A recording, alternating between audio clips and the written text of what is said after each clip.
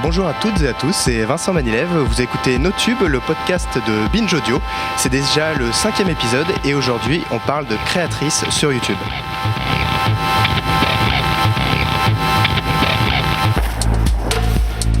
Et pour m'accompagner au poste de chroniqueuse, je suis ravi d'accueillir pour sa première Marie-Camille Théron, grande connaisseuse de YouTube et cofondatrice de l'association Les Internets avec 2 T, ES à la fin, c'est important.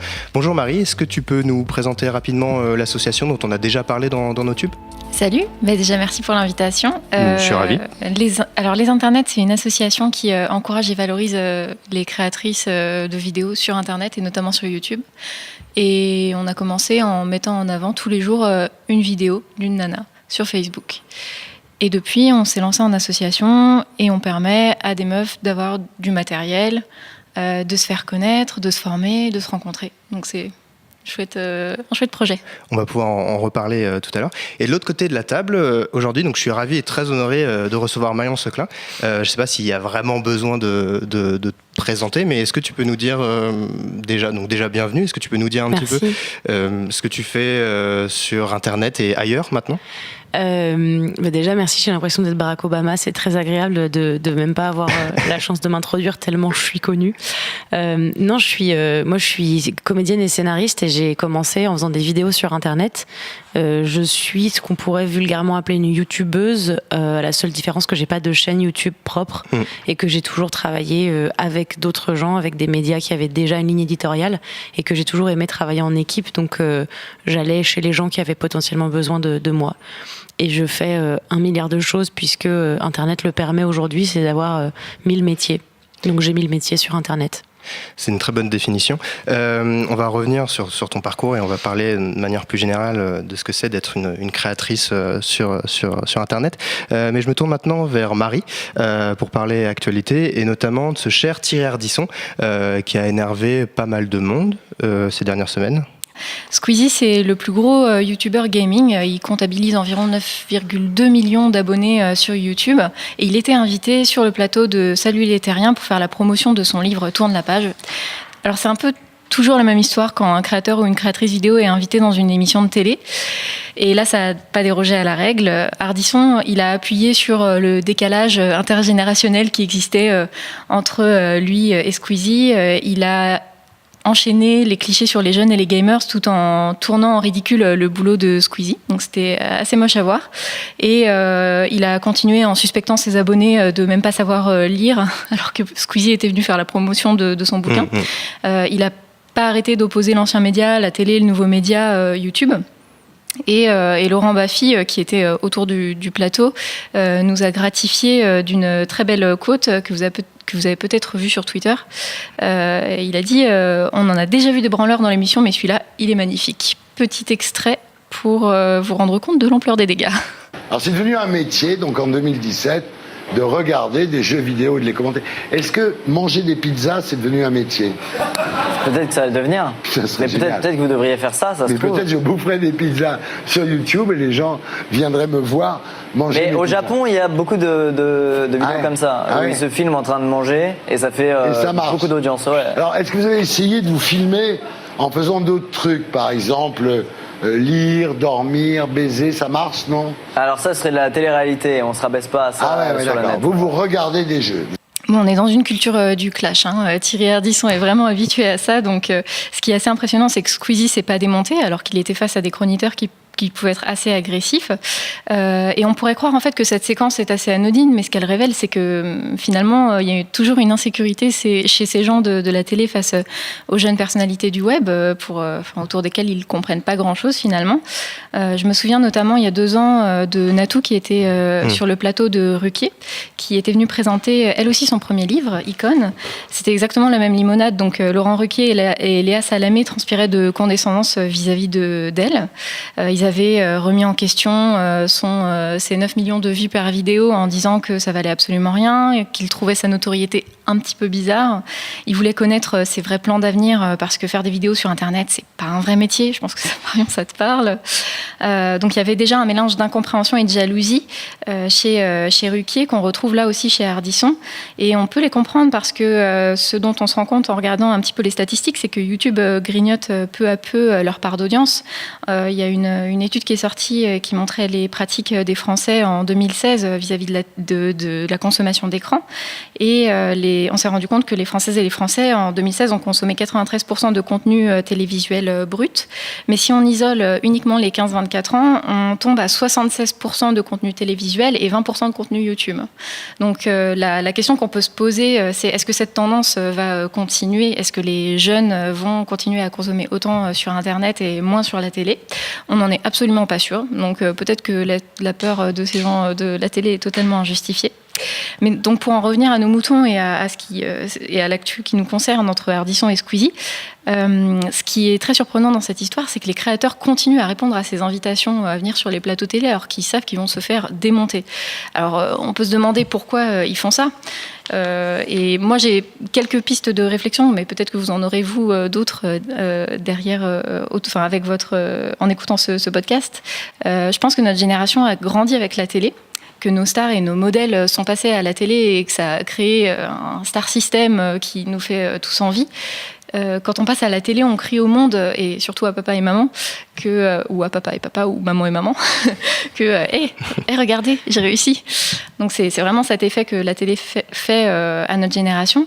Et puis il y a une autre raison, c'est que ça ancre les youtubeurs dans le réel. Ce dont on a du mal à se rendre compte quand on ne travaille pas sur Internet, c'est qu'il suffit pas d'allumer sa caméra et de faire 3 blagues, puis de poster le résultat sur YouTube pour percer. YouTubeuse ou youtubeur, c'est toujours considéré comme pas un vrai métier de la vraie vie, parce que dans la tête des gens, Internet, c'est pas la vraie vie.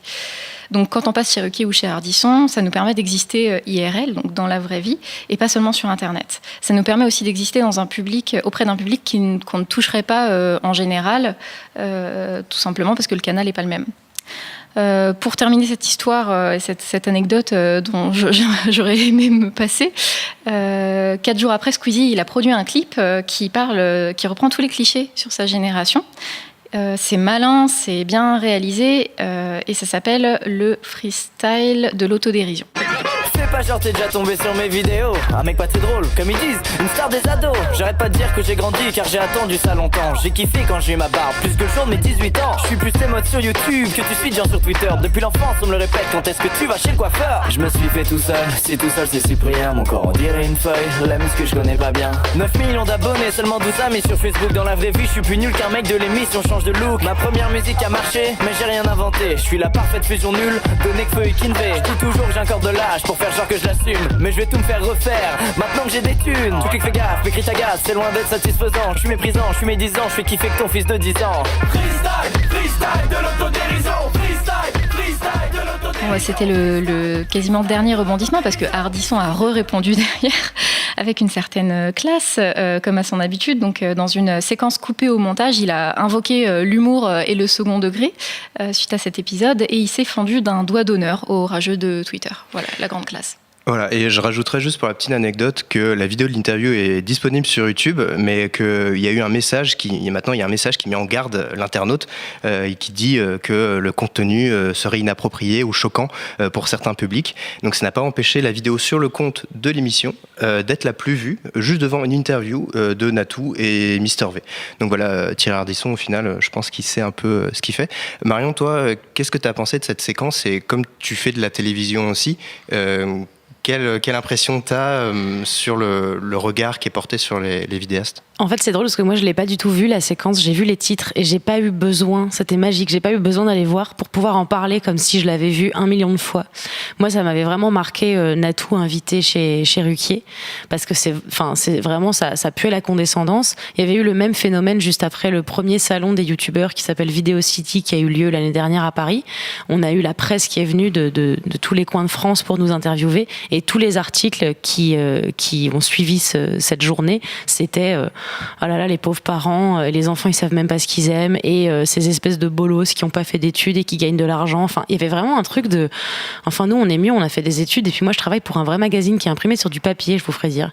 Mais le problème c'est qu'on fait du feu avec du papier, donc t'avais un truc de, c'était que de la condescendance tout le temps. Donc moi je l'ai pas regardé cette séquence, je me suis dit je la connais déjà par cœur, et elle m'étonne pas. Par contre je trouve que ton analyse, Marie, est très juste. C'est pour ça on va à la télé quand on nous propose, parce qu'on a l'impression que ça c'est vraiment réussi, et puis à la télé si t'as pas regardé, ben c'est raté. Sur Internet, tu peux regarder à toute heure, à tout moment. Tu te dis, voilà, j'ai marqué un instant puisque j'ai été à ce moment-là à la télé. Il y a aussi quelque chose, je pense, c'est le jeu de la promotion. Quand tu sors un livre, tu dois justement encourager les gens à aller l'acheter. C'est normal.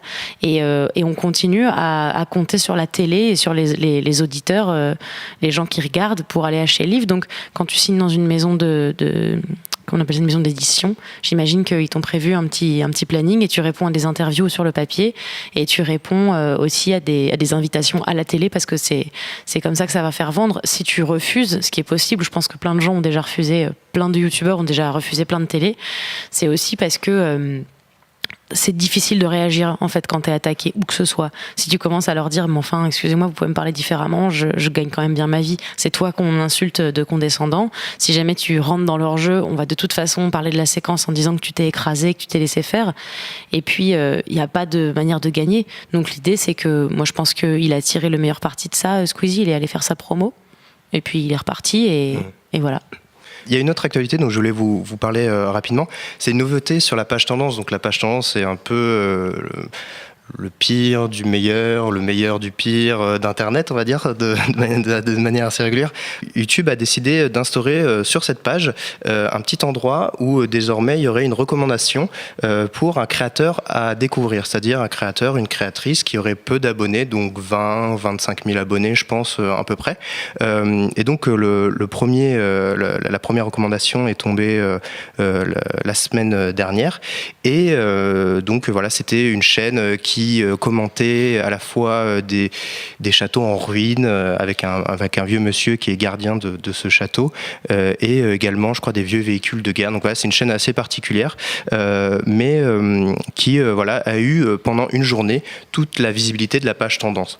Marie, toi, j'ai vu que tu avais réagi à cette nouveauté. Qu'est-ce que tu en as pensé ? En fait, ça m'a fait rire parce que ça a confirmé que cette page tendance, elle était alimentée par des humains. C'est-à-dire que ce sont des humains qui vont choisir les tendances sur cette page. Et j'ai compté, moi je suis terrible, je compte les genres, et j'ai compté le nombre de femmes et d'hommes qui étaient présents sur cette page pendant plusieurs jours. Et à chaque fois, c'était 6 femmes pour 44 hommes. Et ça m'a rendu un petit peu sceptique, à vrai dire. Je me suis demandé dans quelle mesure ils allaient aussi prendre en compte qu'il faut mettre en avant des créateurs, certes, mais surtout des créatrices, parce que ce sont elles qui ont besoin de beaucoup de visibilité sur cette page-là actuellement. Parce qu'effectivement, l'algorithme qui détermine de manière automatique les vidéos qui sont mises en avant sur cette page n'ont pas tendance à favoriser les contenus créés par des femmes ou les contenus culturels, scientifiques, qui ont beaucoup moins de visibilité sur cette page, qui pourtant permet de faire exploser l'audience d'une vidéo. Toi, Marion, comme ça, est-ce que tu trouves que c'est déjà un premier pas intéressant dans cette envie de visibilité pour des petits créateurs qui en ont besoin? C'est sûr que c'est une bonne idée, effectivement, comme dit Marie. Je vais faire que répéter tout ce que tu dis ce soir, je te préviens. C'est une bonne idée parce que ça nous prouve déjà qu'il y a effectivement des humains derrière, puisque YouTube aime bien en général nous dire que c'est pas de leur faute et que eux, ils maîtrisent pas certaines choses. Là, on sait que c'est du coup des humains. Je trouve ça très bien de mettre en avant des petits créateurs. Ça va aussi dans ce que YouTube fait depuis des années, c'est-à-dire encourager les gens à utiliser YouTube. Moi, je trouve ça très intelligent. Ils l'ont toujours relativement bien fait. Et c'est vrai aussi que c'est dommage de pas mettre plus en avant des femmes, sachant que leur algorithme, même quand tu vas voir une vidéo de Natou par exemple, tu vas avoir des suggestions uniquement de vidéos de Norman, de Cyprien et de Squeezie. Donc en fait, même leur algorithme, quand il est pas sur les tendances, quand il est ailleurs, il est systématiquement, tu vas vite passer d'une vidéo de filles à des vidéos de garçons et plus jamais passer à des vidéos de filles. Tu vas regarder un contenu, par exemple historique, et tu vas avoir que des suggestions de garçons, t'auras jamais Charlie Danger dans les suggestions. C'est comme ça. Et c'est très bizarre. Et je veux bien qu'il y ait un truc de tendance, de popularité, de pouce en haut. Mais là, si c'est manuel, effectivement, il va falloir que ça serve à quelque chose, je pense, à tout le monde, socialement en tout cas. Et puis d'autant que chez YouTube, ils ont un programme dédié. Je me demande si c'est pas un truc unique en France, parce qu'il me semble pas qu'il existe aux États-Unis l'équivalent du programme Elles font YouTube, qui promeut justement les femmes créatrices de vidéos sur YouTube. Donc quand on a un programme comme ça, on en profite justement pour faire levier. Et actuellement, c'est pas le cas. Donc je me demande dans quelle mesure ça va évoluer dans les mois à venir. Oui, parce qu'à force de vouloir toujours rester entre filles et de dire du coup on va faire Elles font YouTube et là on va mettre des vidéastes féminines en avant, on donne la sensation qu'on peut que s'entraider quand on est entre filles, et c'est dommage de pas inclure justement cette espèce de regain de visibilité pour les nanas dans un truc qui est mixte, parce que Elles font YouTube, il y a plein de mecs qui vont pas regarder parce qu'elles font YouTube, ça les concerne pas, il y a elles dedans. Et c'est ça qui est dommage, c'est que c'est bien de vouloir faire Elles font YouTube, mais on nous inclut jamais dans un tout mixte. Pour l'instant, donc, cette petite partie créateur à découvrir, il y en a eu qu'un. Il y a eu qu'une chaîne qui a été mise en avant, d'après ce que j'ai vu, ce que j'ai regardé. Et la chaîne avait gagné à peu près 1000 abonnés lors de son passage sur cette page tendance. Donc, je pensais que ça allait être beaucoup plus porteur. Et je voulais aussi vous recommander, simplement pour finir là-dessus, il y a beaucoup d'associations, de startups qui mettent en avant des créateurs peu connus. Donc, voilà, simplement Youdéo, les internets dont on parlait rapidement, ou la vidéothèque d'Alexandrie, qui vous permettent de découvrir des petits créateurs et que je vous encourage vivement à les consulter.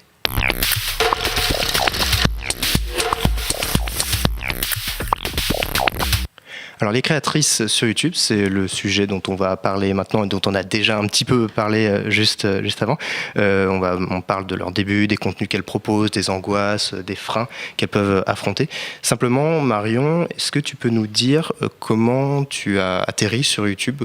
Parce qu'à la base, tu as une formation de comédienne, ça s'est fait au hasard, de manière naturelle ? Ça s'est fait au hasard, ça a été le premier endroit qui m'a offert du travail en fait. Je venais de finir mon école d'art dramatique, j'avais pas tout à fait fini, et j'étais amie avec Jérôme Niel qui avait la chaîne La Ferme Jérôme, et il avait besoin d'une comédienne. Moi j'étudiais ça justement, je savais que je savais jouer, et puis de fil en aiguille ça s'est passé comme ça.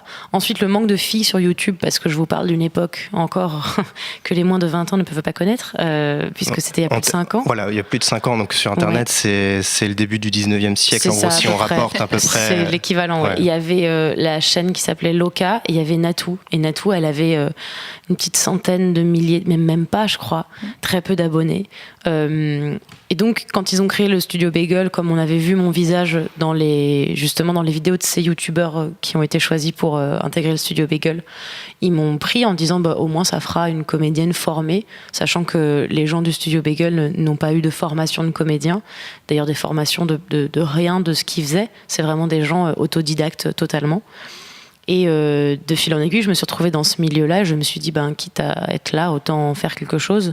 Et je me suis mise à créer partout où on m'a proposé de créer. Parce qu'il y avait une demande et que moi, j'avais envie de faire des choses. Je dirais que ça s'est fait assez naturellement. Toi, Marion, le fait d'être devant une caméra, le fait de savoir que on va te voir sur Internet, est-ce que c'est quelque chose qui est compliqué aussi, qui est difficile au début à aborder ? Je pense que je suis vraiment pas le meilleur exemple à ce niveau-là, puisque j'ai systématiquement dans ma vie eu un recul énorme vis-à-vis de mon image. C'est-à-dire que je pense que le fait que je veuille être comédienne, c'était comme si j'avais déjà signé pour être d'accord pour que mon image paraisse partout. Et que mon image, c'était pas ce que je montrais n'était pas la même chose que ce que j'étais, forcément. En tout cas, quand tu joues la comédie, c'est le cas. Et ensuite, c'est pareil. Il y a, avec les réseaux sociaux, avec les caméras et tout ça, une manière dont tu vas te mettre en scène. J'avais accepté depuis longtemps que ce que j'allais mettre en scène de moi, ce serait ce que j'ai choisi de mettre en scène de moi. Donc même si c'était effectivement moi, avec mon physique et tout ça, il fallait déjà que j'ai un recul. Sinon, je pense que j'aurais été incapable, par exemple, de monter mes propres images. J'aurais été incapable de m'adresser avec aisance. En fait, j'ai l'impression que je me suis dit, j'ai pas grand-chose à perdre à faire ça. Moi, dans ma tête, qu'on attaque mes propos ou qu'on m'attaque moi physiquement, c'est la même chose, en fait, c'est moi qu'on attaque. Donc je me suis dit, un peu foutu pour foutu, je vais le faire. Je comprends que ce soit difficile, parce qu'on nous a quand même beaucoup élevés à nous regarder le nombril, mais je me dis aussi que ça vient de là, en fait, que la première étape, au lieu d'être doux avec soi-même et de se dire, moi je réussis pas, je sais pas, j'ose pas, c'est se dire, arrêtons de se regarder 5 minutes Et en général, quand on a une ambition, ou en tout cas un désir de mettre le fond en avant, il y a un moment où tout ça, tout ce qui est superficiel autour, ça dégage et on se met à être à l'aise parce qu'on sait ce qu'on a à dire. Marie, toi, le regard que tu portes sur cette étape, sur le fait de se mettre en image, qu'est-ce que ça t'évoque ? C'est hyper compliqué. Moi, les créatrices avec lesquelles je discute, ce que je constate, c'est que leur premier problème, c'est celui de la confiance en elles. Elles se posent beaucoup de questions avant d'allumer la caméra. Donc, effectivement, Marion, je pense que tu as de la chance de t'être construite comme ça sur Internet. Mais quand on regarde les vidéos des créatrices qui n'arrivent pas à percer, justement, ce sont celles qui sont pas en confiance avec elles-mêmes, et ça se voit à la caméra. Et YouTube est un peu implacable là-dessus, c'est-à-dire que si tu regardes une vidéo d'une personne et que cette personne ne semble pas avoir confiance en elle, qu'elle bégaye, qu'elle accroche pas le regard en regardant droit dans la caméra, typiquement, tu peux pas croire ce qu'elle est en train de te dire. Et donc quand tu colles pas à ces codes-là, forcément, ça plaît pas énormément. Donc c'est un truc assez récurrent, ouais. Puis quand t'es une fille aussi, t'as cette pression de tout le temps être jolie aussi. Ouais. C'est un truc qui est vraiment très important, et c'est que tu te dis, mince, parce que si jamais j'apparais sans maquillage, ou si jamais j'apparais avec l'acné, que les boutons que j'ai eu ce matin, ou ce genre de choses, on va forcément me faire une réflexion. Donc on a construit une non-confiance en nous qui passe un cap où on se dit, même si c'est intéressant ce que j'ai à dire, c'est chiant parce qu'on va forcément me faire des réflexions dessus. Et c'est en désirant montrer ce qu'on aimerait voir que je pense qu'on peut passer au-delà de ça. C'est se dire à un moment, ok, je vais faire du contenu, j'ai décidé de me lancer, mais en fait, je vais pas montrer une femme justement parfaitement lissée sous tout rapport, passer des heures dans ma salle de bain, couper à chaque fois que j'ai bégayé. C'est justement en étant le plus authentique possible et en se disant, moi j'aurais aimé voir ça, qu'on va faire des choses et qu'on va passer au-delà de ça. Je pense que c'est vraiment ça la solution. Ouais, faut assumer d'être imparfaite, parce que quoi que tu fasses quand tu te présenteras devant ta caméra, quoi que tu portes, on te fera des remarques. Si tu portes un t-shirt, on va te dire que tu montres pas assez tes seins, et si tu portes un décolleté, on va te dire que tu les montres trop. Ouais. Donc que tu sois maquillée ou pas, c'est la même. Ouais, t'as tout le temps tort. Ouais. Mais même avec ce truc d'authenticité, il y en a plein qui vont te dire, t'es trop pas assez léché, c'est nul, et d'autres qui vont dire, c'est vraiment hyper bien que tu sois comme ça, un peu à l'arrache. Donc en fait, il n'y a pas de solution. À partir du moment où tu sais que tu vas jamais gagner, enfin, en tout cas que tu n'auras jamais 100% de ton audience qui dira, putain, mais t'as fait les meilleurs choix du monde, il faut passer à autre chose. Puisque finalement, ça devrait être, même si pour plein de gens c'est le truc principal, puisque on te voit, ça devrait être le dernier truc auquel tu penses.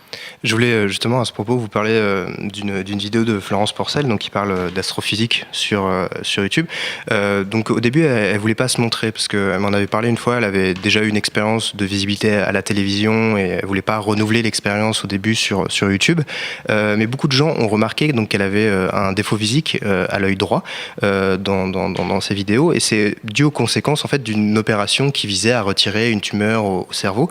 Et il y avait tellement d'internautes qui lui posaient la question, lui faisaient des remarques vraiment des fois très très violentes, qu'elle a été poussée à faire une vidéo en 2016 pour expliquer ce que c'était. Pourquoi tu te comportes comme un gros con sur internet alors que t'es bien élevé IRL? Parce que je vais pas sortir de la vidéo pour t'envoyer chier? Ou parce que tu penses que derrière l'écran c'est pas quelqu'un de réel que tu peux éventuellement blesser par une remarque inutile et gratuite sur son physique? J'ai pas de tic, j'ai pas d'œil de verre et je fais pas exprès de te stresser juste pour te faire chier. J'ai eu une tumeur au cerveau à l'âge de 16 ans. On m'a ouvert le crâne de là jusque là, derrière l'oreille. Ah oui, alors cherche pas, hein. En termes de cicatrices, je pense qu'il y a de fortes chances pour que ce soit moi qui gagne à Kika la plus grosse.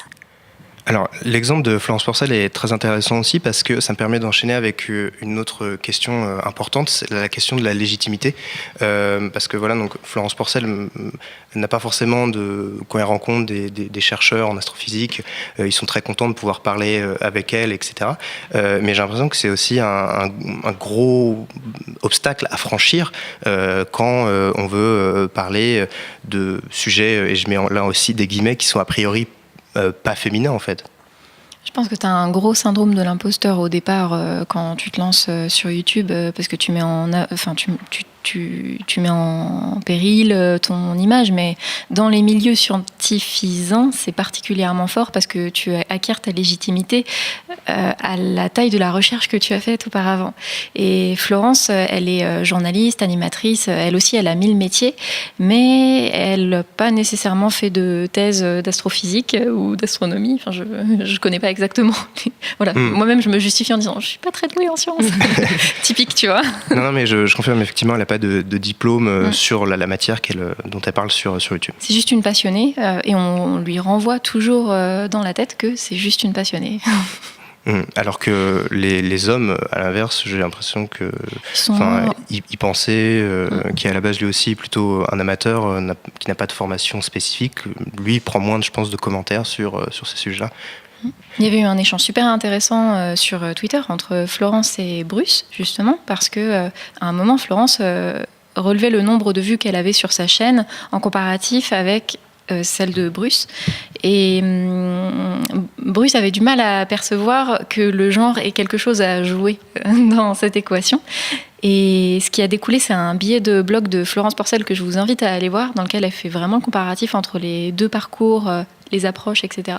Et qui démontre que, malheureusement, le fait d'être une femme dans ces milieux-là, qui sont plutôt réservés aux hommes, entre guillemets, c'est compliqué. Je voulais revenir rapidement sur ce qu'on parlait de légitimité, sur le cas d'Esther, donc qui est une vidéaste. Là, et là encore, je vais citer le documentaire des internets donc de Léa Bordier et Elisa Miquet, qui s'appelle Elles prennent la parole. Donc Esther, elle a d'abord lancé une chaîne de beauté avant d'oser de parler de science, alors qu'elle était quand même spécialiste sur le sujet.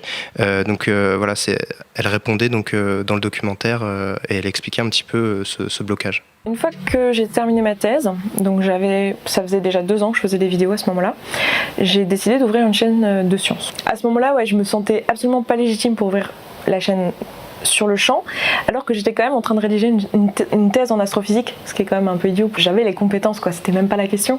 Et je sais pas, à ce moment-là, maintenant quand j'y pense, ça me fait rire. Et voilà, mais à l'époque, c'était vraiment une peur que j'avais. Marion, toi tu parles de féminisme, qui est aussi un domaine qui peut attirer de nombreux débats, de divergences de points de vue, etc. Est-ce qu'il y a, toi aussi, quand t'en parles dans des vidéos, une remise en cause de ce que tu racontes ? Pas en termes de légitimité. J'ai la chance d'être dans le camp des oppressés, donc je me permets de parler de cette oppression que je subis. Ça, c'est cool, mais je le ressens pour toutes les autres choses dont je parle pas, en tout cas. Toutes ces choses où on me dit, par exemple, tu fais du féminisme de blanche, et je suis désolée d'être blanche, et je sais pas comment je peux faire du féminisme d'autre chose, et où on vient me dire, en fait, t'as pas le droit de toute façon, donc ferme-la. Et où je me dis, ok, je suis coincée dans ma situation, c'est-à-dire que même en me disant... Moi, à la base, quand j'ai parlé de féminisme, c'était pas parce que j'avais fait une thèse en féminisme. Je me sentais juste légitime parce que j'avais une communauté et que j'avais besoin de faire valoir ma parole en faisant autre chose que des blagues. Je me disais, c'est cool de faire des blagues, c'est important, mais j'ai besoin aujourd'hui de me dire que je vais servir à quelque chose pour quelqu'un. Et ce combat-là, qui m'est tombé un peu dans les pattes au fur et à mesure de ma carrière, je me suis dit, si personne n'en parle, il faut que quelqu'un en parle. Et au pire, ce quelqu'un, ce sera moi. Je me disais assez bêtement, si ça intéresse des gens, c'est cool. Si ça intéresse pas des gens, ils iront voir ailleurs. C'est faux, c'est faux. Faut pas y penser comme ça sur Internet, ça n'existe pas. Donc j'ai commencé à parler de féminisme, et c'est vrai que j'ai jamais eu de problème de légitimité, puisque c'est pas une science, c'est pas quelque chose qui doit parler de connaissances. Il y avait quelque chose d'assez et encore une fois, je m'explique. Je suis sûre que si jamais il y avait eu des thèses de féminisme, j'en aurais peut-être pas parlé. Mais là, je me disais, ça va. On peut pas me dire que j'ai tort. On peut me dire que j'ai potentiellement pas totalement raison, mais on peut pas me dire non. Il a été prouvé que ce que tu dis est faux, vu que ce que je disais, c'était surtout du ressenti, et c'était aussi prouvé par des statistiques. Mais à chaque fois qu'il s'agit d'aller avoir de la légitimité pour faire autre chose, par exemple pour parler de body positive, on m'a toujours dit de la fermer, puisque j'avais absolument pas le droit de parler, apparemment. Donc en fait, il y a des règles tacites sur Internet que tu connais pas à moins d'essayer. C'est tous les jours, tu as une nouvelle recette, tu la testes et on voit ce qui en ressort. Moi, je suis assez pas d'accord avec tout ça. Je pense pas qu'il faille forcément être dans le camp des gens qui souffrent pour parler de la souffrance. Je pense que c'est justement l'inverse qu'il faut faire, c'est utiliser la parole quand t'es t'es privilégié pour t'en servir bien, comme justement c'est ce que j'ai pu faire avec le féminisme. Je me suis dit, moi je suis mise en avant, donc je vais en parler. Mais on est souvent ramené à ça. En fait, Internet nous donne et nous retire notre légitimité exactement comme un enfant pas content qui nous dit, bah tiens, toi qui es engagé, pourquoi tu vas pas faire ça ? Et du coup, tu te sens obligé d'aller parler de tous les petits cas qui se passent en France. Et à l'inverse, quand tu dis j'aimerais qu'on revienne sur le racisme, on te dit bah en fait t'es pas racisé, donc non, on revient pas dessus, tu te tais. Et tu te dis donc ça doit rester un truc secret. J'entends tous les propos à chaque fois, mais je pense que c'est ça le pire, c'est de faire du contenu pour un public qui a besoin d'entendre certaines choses, mais qui va te dire très vite oh là là, par contre vraiment là-dessus la ramène pas, parce que tu sais pas. Et c'est très, ça vient d'eux souvent, ça vient pas forcément de nous aussi, faut voir ça. Comment ça se passe, Marion, quand tu sors par exemple une vidéo avec Mademoiselle où tu traites d'une question sur le féminisme, etc. Comment on vit l'arrivée de commentaires qui peuvent être pas forcément positifs et qui sont des fois peut-être violents ? Ça dépend à quelle échelle. En général, sur Mademoiselle, c'est un site qui a toujours fait débat absolument partout. Et même quand j'ai commencé, parce que c'est pareil, j'ai commencé il y a longtemps sur Mademoiselle, j'ai commencé à faire des vidéos il y a bien 4 ou 5 ans. Je sais plus, je ne suis pas ma propre vie. Au début, c'était quand même difficile puisque les commentaires que je recevais venaient de jeunes femmes plutôt éduquées qui avaient pris la peine de m'écrire des commentaires très longs pour m'expliquer pourquoi j'avais tort. Et c'était assez blessant parce que j'avais jamais imaginé, moi, de mon point de vue, me dire je vais écrire un commentaire négatif à quelqu'un. Même s'il est bien écrit, même s'il n'est pas insultant, je trouvais ça drôle comme démarche. Je me disais qu'est-ce qu'on a à perdre comme temps pour faire ça, d'accord, ok. Je nous vois pas critiquer tout ce qu'on fait qui est pas bien, quoi. Je nous vois pas laisser des commentaires sur le site de la RATP pour dire j'ai pris le métro, il avait 15 minutes de retard, je peux vous dire que ça se fait vraiment pas. Enfin, vous voyez, il y a plein de trucs comme ça dans les démarches qu'on fait pas dans la vraie vie, mais qu'on va faire sur Internet. Et au début, j'avais beau avoir beaucoup de commentaires positifs et quelques-uns négatifs, on se focalise quand même dessus parce que on se demande à quel moment dans le cerveau humain on se dit qu'on va perdre du temps pour faire ça. Puisque c'était en plus des gens avec qui j'étais déjà relativement d'accord, et on était vraiment en train, pardonnez-moi l'expression, d'enculer des mouches. C'était vraiment, c'était pinaillé, quoi. C'était le détail, il fallait faire bien attention qu'on soit tous d'accord où est-ce que j'avais mis le point-virgule, parce que sinon ça se faisait pas. Du coup, je me suis entraînée à avoir une vraie rigueur dans mon travail, voire une forme de censure, puisque du coup, on se dit toujours, on va avoir des commentaires négatifs, et on pense qu'à cela, on pense pas aux commentaires positifs. Et puis un jour, il y a le moment où tu passes de l'autre côté et où tu as beaucoup plus de commentaires négatifs que de positifs et où ce que tu dis fait vraiment, vraiment débat, et puis où les commentaires sortent de l'ordre du bien écrit pour te dire là où tu as eu tort, mais plus de l'insulte et de la menace. Et là, c'est absolument indescriptible comme sensation. C'est vraiment la sensation d'avoir été trahi par son père, sa mère, ses frères et sœurs, par l'intégralité de la France. Enfin, il y a un truc de merde, mais pour qui je fais ça en fait ? Justement à ce propos, et on va y revenir juste après, mais je voulais vous faire écouter là encore un extrait d'une vidéo de Solange te parle, où elle a décidé de lire des commentaires qu'elle recevait, des commentaires très très violents. Vous allez pouvoir l'entendre par vous-même. Putain, c'est quoi cette vidéo de salope ? En plus, t'es hideuse. Oh, mais quelle grosse connasse hipster, bordel de merde, vous avez quoi dans les yeux ? Bobo, c'est ferme bien ta gueule, sale chienne, et suce ma verge. Il te faut une vraie bite dans ta bouche. Va te faire enculer par un arbre, espèce de sale pute moralisatrice. Donc Marion, toi-même, tu as été confrontée donc à une vague de harcèlement d'une violence rare l'année dernière, donc c'était il y a 1 an à peu près. Marie, est-ce que tu peux nous rappeler un petit peu ce qui s'est passé à l'époque ?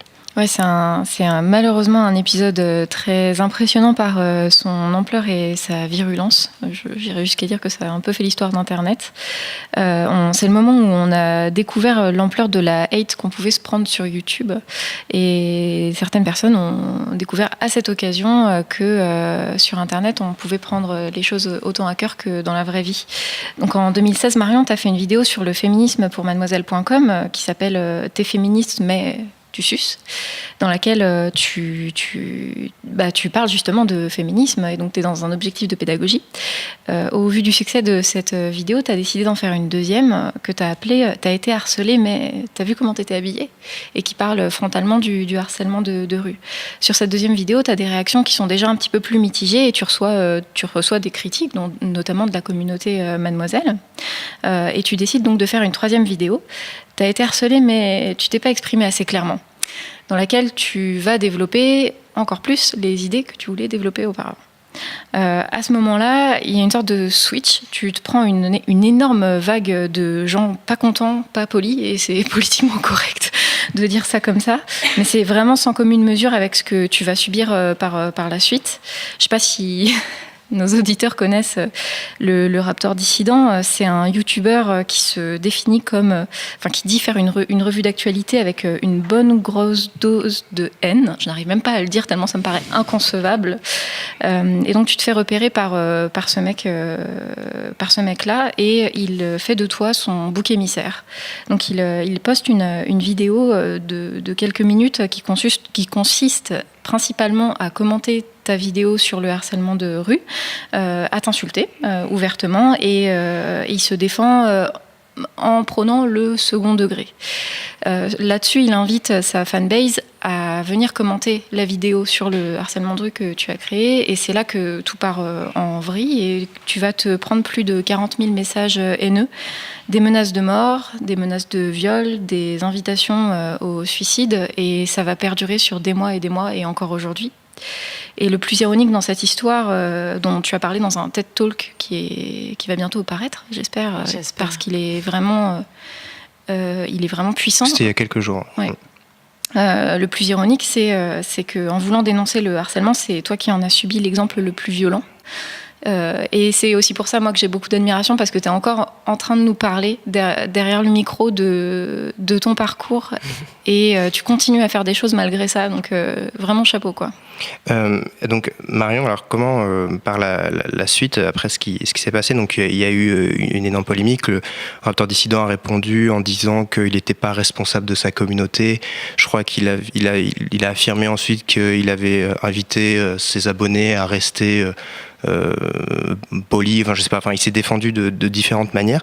Toi, concrètement, au quotidien, ça ressemblait à quoi après cette vidéo du Raptor Dissident ?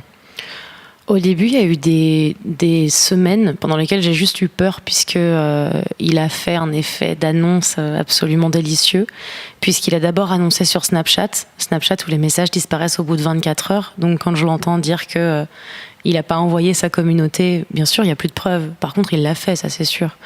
Il a donc d'abord annoncé qu'il préparait une vidéo, puis il a conseillé à sa communauté de venir me prévenir un peu, parce qu'il fallait que je sois au courant. Et il y a eu d'abord quelques semaines où je me suis demandé ce qui allait me tomber sur le coin de la gueule, où j'étais totalement impuissante, en fait, je pouvais pas faire grand-chose. Et ensuite, la vidéo est sortie, ça a presque été une sorte de soulagement, parce que je me disais, au moins c'est sorti, c'est fini. Sauf que je m'attendais pas à ce que les gens soient aussi infatigables, et que je doive systématiquement continuer à me prendre ça, que ce soit sous une vidéo où je reprends Taylor Swift, ou une vidéo où je fais des blagues. Et puis, plus ça allait, évidemment, moins c'était considéré par les gens autour de moi qui me donnaient des conseils type « n'y pense pas ». Alors, si jamais vous écoutez cette émission et que quelqu'un vous dit qu'il vit mal quelque chose, lui dire n'y pense pas, c'est vraiment la pire idée du monde. Oui, c'est un discours qu'on entend souvent, où c'est virtuel, faut pas y faire attention. C'est virtuel, ouais. Il y a pas longtemps encore, il y a une youtubeuse qui me disait qu'il fallait pas faire attention à ce genre de propos, qu'il fallait, voilà. On peut pas ne pas faire attention. Et quand même, j'aurais pu ne pas faire attention et choisir de couper mes réseaux sociaux. Ça voulait dire aussi que j'abdiquais et que je changeais de métier, puisque mon métier, il est sur Internet. Et je changerais pas de lieu parce que je dérange là où je suis, en fait. Donc, ça ressemble à des grosses vagues de on sait pas pourquoi. Des gens décident qu'on mérite de se faire violer, de mourir, ou que toute notre famille aussi mérite d'avoir des cancers et autres petits messages sympas. Au début, il y avait encore des messages qui me soutenaient. Il y avait encore des messages de nanas qui me remerciaient de faire parler du harcèlement de rue, parce que moi, j'ai l'impression d'avoir toujours vécu avec ça dans la tête. J'ai l'impression d'avoir toujours grandi où je savais que ça existait et je le subissais, et que personne n'en parlait. Et il y avait une sorte de part de la population qui me disait merci d'en parler, parce qu'on ne savait pas trop pourquoi on était obligé de subir tout ça. Et au début, on avait encore, on va dire, moitié-moitié. Je recevais moitié des insultes, moitié des gens qui me disaient merci, continue. Et puis, à la longue, plus personne ne m'a plus soutenue du tout. Alors, j'essaye de me l'expliquer en me disant peut-être que c'était dangereux de me soutenir parce que c'est une communauté, la communauté qui m'attaquait, c'était une communauté qui était jamais fatiguée et surtout qui avait clairement que ça à faire et qui devait imaginer que ça servirait à quelque chose. Donc, ces gens se faisaient peut-être aussi attaquer. Et puis, à un moment, j'ai arrêté de me l'expliquer et je me suis dit, je vais pas m'arrêter à ça, malheureusement. Je suis désolée. Et en fait, on s'habitue. C'est horrible à dire, mais on s'habitue. On s'habitue, on fait attention, on se dit que tout ce qu'on va sortir, quel qu'il soit, il sera de toute façon sujet de beaucoup d'insultes. Sauf que le problème, c'est que c'était pile au moment où ma carrière, elle avançait tout autant. J'ai été embauchée à la télévision où j'avais une chronique quotidienne dans l'émission de Thomas Touroute qui s'appelait Actuality. Sur France 2, oui. Ouais, ça les mettait pas, ils étaient pas contents en fait. Ils avaient vraiment envie de me faire arrêter, ils avaient envie de me faire taire, ils avaient envie de me réduire au silence. Et moi, j'avais plein d'autres trucs à faire qu'être réduite au silence. Donc, j'ai continué à avancer. Et aujourd'hui encore, j'ai du travail. Alors, soit ça a changé certaines choses. Il y a certaines marques qui veulent pas travailler avec moi parce qu'ils savent pas trop ce qui peut leur tomber sur le coin de la gueule. Mais sinon, très clairement, ça n'a pas changé grand-chose. Et j'ai l'impression que tant que je serai de toute façon en vie et tant que je ferai du contenu, ça ne s'arrêtera pas. Mais c'est devenu un peu comme un acouphène, tu sais, quand t'as un bourdonnement dans l'oreille systématique. Bah, c'est juste ça. On s'habitue. Ce mois-ci encore, on a entendu le récit de Nadia Dame qui parlait du fait qu'il y a des gens qui ont essayé de s'introduire chez elle parce qu'elle avait elle-même subi une vague de harcèlement de la part de certaines personnes du forum 1825 du site jeuxvideo.com. Toi, est-ce que tu avais déjà aussi est-ce que tu l'as encore cette crainte peut-être dans ton quotidien concret, dans ta vie réelle quand tu te balades ou pas? J'en ai toujours des gens qui m'emmerdent dans la rue, mais la plupart du temps, c'est avec une lâcheté absolument aussi lâche qu'écrire un commentaire, en fait. C'est-à-dire que les gens qui parlent de ça dans la rue et qui m'insultent et qui crient, en fait, ils essayent de se mettre à plusieurs mètres de moi et ils me regardent pas dans les yeux et ils viennent pas me voir pour discuter. Donc, j'ai pas peur, non. J'ai clairement pas peur parce que je dis souvent où je vais, je suis assez connectée, je fais souvent des stories, les gens savent très bien où me trouver s'ils veulent me trouver. Et bizarrement, ça fait plus d'1 an et personne m'a trouvé. Alors je suis pas en train d'essayer de leur dire, venez, trouvez-moi si vous êtes cap. Mais c'est juste que moi je suis prête à discuter avec qui veut en fait. Et pour le moment, personne veut trop discuter. Donc oui, ça vient dans la vraie vie, celle où on a peur et où on se dit merde, qu'est-ce qui se passe? En fait, elle est où la barrière? Mais c'est pas, c'est beaucoup plus. Je pense que c'est beaucoup plus grave les 40 000 menaces de mort, de viol et insultes que de pecno dans la vraie vie. Et donc justement, les menaces de mort qu'il y a eu, etc. Aujourd'hui, comment tu fais pour gérer les harceleurs qu'il y a sur Internet, s'il y en a encore d'ailleurs? Je fais pas. Je fais rien. Je fais rien comme j'ai toujours rien fait en fait. J'ai jamais donné de l'eau à leur moulin. Alors au tout début, si, quand c'était très très violent, j'avais tendance à répondre, pas forcément quelque chose de très intelligent, mais j'avais envie qu'ils se prennent ce que moi je me prenais. Et en fait, je me suis rendu compte de cette phrase qu'on n'arrête pas de nous répéter, qui est don't feed the troll, qui veut dire ne nourris pas le troll. En fait, le troll n'a pas besoin de nourriture, le troll se nourrit tout seul. Donc, il n'y a pas de solution. Tant que l'État ne prendra pas des décisions de punir ces délits, il n'y aura pas de solution. On peut répondre, ne pas répondre, faire une chronique sur Europe 1, ne pas en faire. On peut essayer de se démerder avec ce qu'on a. Il n'y a aucune solution pour que ça cesse, puisque les trolls se nourrissent tout seuls. Et les ignorer ou leur prêter attention va avoir vraiment le même effet sur eux. Alors justement, on en parlait, c'était il y a 2 semaines, donc pour l'épisode numéro 4, c'était Sananas, donc qui racontait dans une vidéo d'1 heure le harcèlement qu'elle avait subi de la part de plusieurs femmes via des comptes Instagram qui cherchaient à nuire à sa carrière, à qui elle était sur Internet. Et justement, elle parlait aussi du fait qu'elle se sentait démunie et seule quand il a fallu réagir pour contrer ces attaques. Je vous jure, il n'y avait personne. Donc clairement, il est temps aujourd'hui, au lieu de faire des pubs par-ci par-là, si, il y a des gens pour vous aider maintenant, si vous subissez du harcèlement, si on vous insulte sur Internet, il n'y a rien.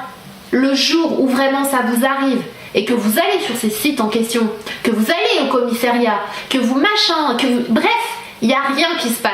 Je vous dis, il n'y a absolument rien. Aucune action est faite. Alors, Marion, Marie, qu'est-ce qu'on peut faire dans ce genre de situation concrètement si ça nous arrive, si on est victime de harcèlement, qu'on soit vidéaste suivi par des milliers de personnes sur Internet ou une femme, une jeune adolescente par exemple? C'est terrible. Je ne sais pas si on peut faire grand-chose aujourd'hui, parce qu'elle a raison. Même quand on se pointe dans un commissariat pour porter plainte contre X, parce qu'on s'est pris même 40 000 messages de haine, les personnels qui prennent la plainte ne sont pas formés sur ces questions. Déjà, sur les questions sexistes, c'est compliqué quand on va au commissariat pour parler d'une agression qu'on a subie en tant que femme. C'est encore difficile d'être bien reçu aujourd'hui. Mais alors quand en plus on vient dire que c'est sur Internet, on nous rit au nez, quoi. Oui, puis alors il y a aussi un truc avec, il y a une espèce d'histoire un petit peu secrète entre les réseaux sociaux et leur modération qui ne va donner le nom des personnes, enfin les vrais noms et les informations des personnes qui ont émis l'insulte uniquement si ça va en justice. Et il y a plein de fois où en fait les Twitter, Facebook, Instagram, ils répondent non. Ouais, on ne va pas vous donner les infos. Même quand tu vas en justice, que ça dure 1 an avant qu'un réseau social te réponde pour avoir l'identité de la personne qui t'a envoyé 20 tweets d'insultes par jour, les réseaux sociaux sont tout puissants. Il y a pas et notamment, il y a beaucoup de dénigrement de Twitter. Mais Twitter, temps. Twitter, quelle horreur. Twitter, c'est les pires sur Terre, je pense. Puisque quand ça a commencé, pour moi, c'était les Jeux Olympiques de Rio. Et je me souviens que Twitter voulait pas supprimer les insultes et les menaces de viol que je recevais. Il voulait pas supprimer les comptes ou les punir. Il voulait pas supprimer les tweets. Par contre, dès qu'il y avait un gif de Usain Bolt utilisé, alors que c'était les images de France Télé et qu'il y avait un enjeu financier, c'était tout de suite supprimé dans la seconde. Mais t'avais pas le droit d'utiliser un gif d'Usain Bolt dans un de tes tweets. Par contre, une petite menace de viol, franchement, pourquoi pas? Alors j'ai conscience que voilà, on a le débat peut paraître très pessimiste et poser un constat très compliqué sur le fait d'être une créatrice sur YouTube. Mais qu'est-ce qu'on pourrait dire pour encourager une jeune femme à se lancer ou à continuer de faire des vidéos? Et je m'adresse à toutes les deux, parce que vous-même vous êtes assez impliqués là-dessus, vous discutez régulièrement avec des jeunes créatrices. Moi, je dirais déjà, quand tu fais quelque chose, c'est bien de penser à ce que tu fais, mais c'est bien de penser aussi à l'exemple que tu donnes. Et la raison pour laquelle les femmes se lancent pas trop sur YouTube, c'est parce qu'elles voient pas trop de femmes sur YouTube. Donc si en fait on décide de foutre un coup de pied dans la fourmilière et de se dire, à partir de demain, on est une femme sur YouTube et on se lance, il y aura encore plus de femmes sur YouTube. Du coup, les autres femmes verront encore plus de femmes sur YouTube et décideront de se lancer sans hésiter une seule seconde. Il faut juste se dire à un moment, c'est bien de se poser des questions et d'être concentré sur ce qu'on fait, sur ce qu'on dit et sur ce dont on a l'air. Mais je pense qu'il y a un moment, il va falloir se décider de devenir les rôles modèles qu'on n'a pas eus. Et je pense que c'est de toute façon la base de toute bonne idée dans la création, qu'on soit un homme ou une femme, c'est se dire, tiens, j'ai envie de créer un truc que j'ai pas eu, qui m'a manqué. Et quand on est une femme et qu'on se lance sur YouTube, maintenant j'ai envie de dire, peut-être qu'on est en train de créer l'histoire d'Internet. Et ça va être important de le faire.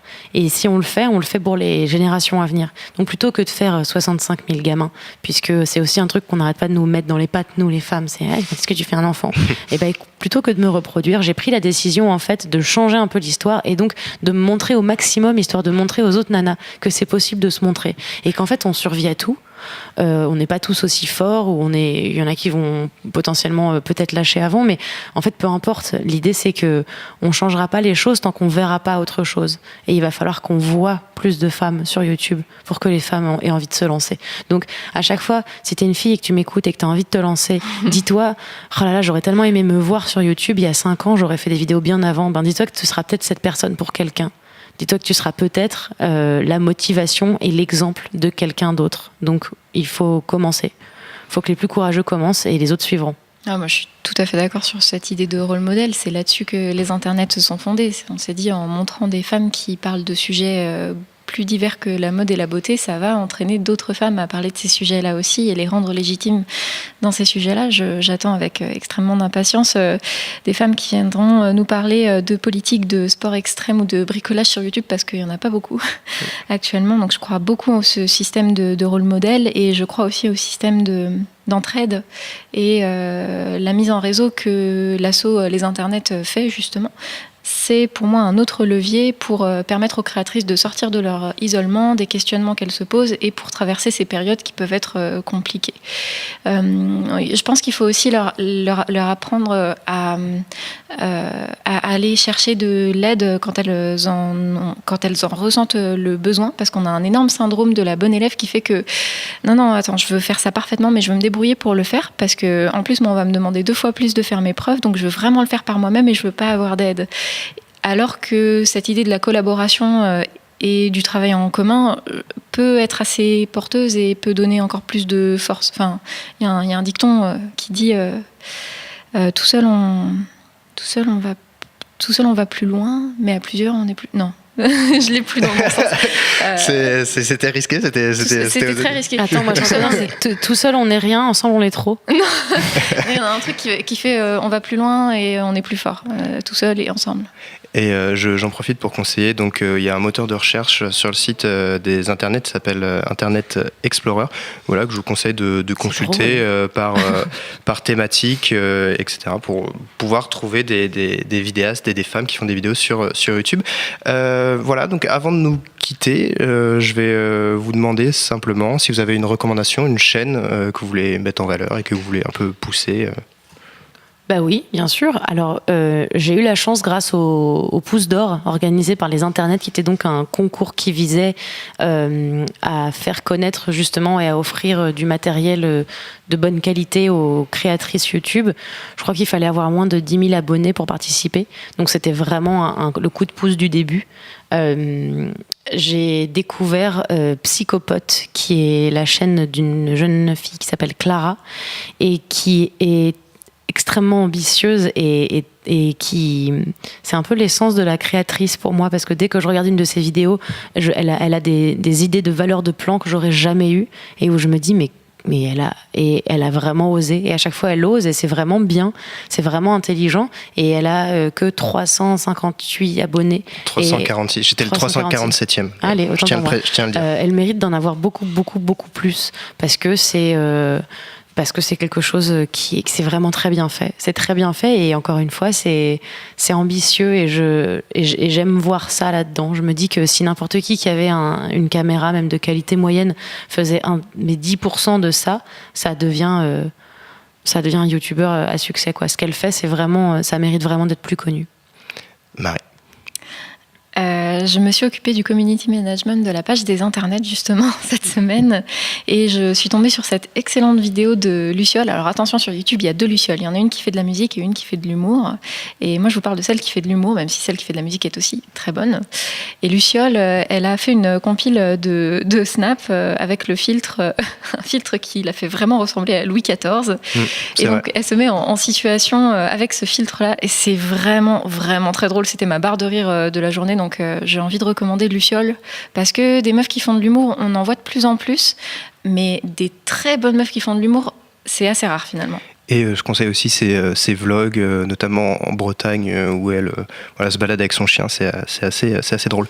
Pour ma part, je vais me parler donc des Glamouz, qui est une chaîne qui a déjà un peu de visibilité, mais voilà, que j'aime beaucoup. C'est tenu par Camille Fievez et Alison Chassagne. Donc elle propose des parodies assez hilarantes de format vidéo YouTube. Voilà, il n'y a pas longtemps, j'ai regardé un Get Ready With Me spécial Pôle emploi. Il y a eu un tutoriel maquillage pour quand on sera mort, en fait, donc c'est-à-dire pour se préparer à cette évidence-là, ou un boyfriend tag avec un homme retenu en otage par Alison. Donc voilà, c'est très drôle, et je vous conseille vivement d'aller voir leur chaîne.